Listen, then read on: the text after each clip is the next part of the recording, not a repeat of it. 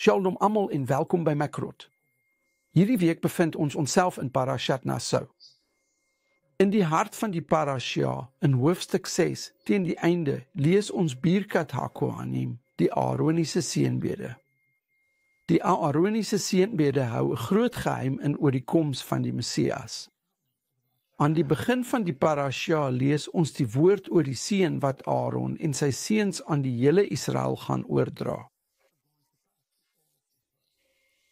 Maar het jy geweet dat daar binne in die Aaroniese seënbede, as jy letter vir letter tel, presies 60 letters is?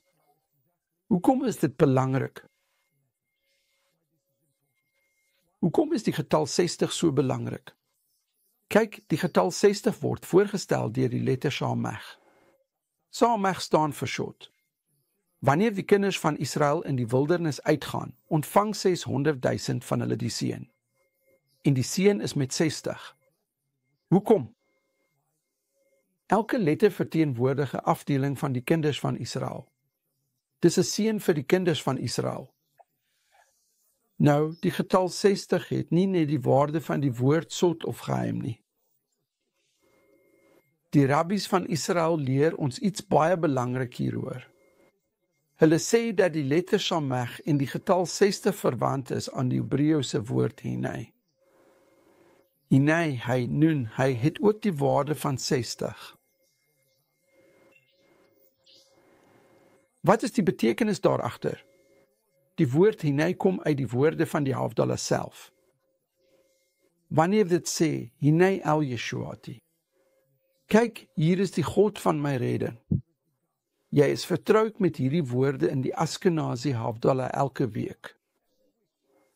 Jy sing hierdie seën. Van die Aaroniese seënbede is 'n seën, Messiaanse seën vir die dae van Hinei el Yeshuati.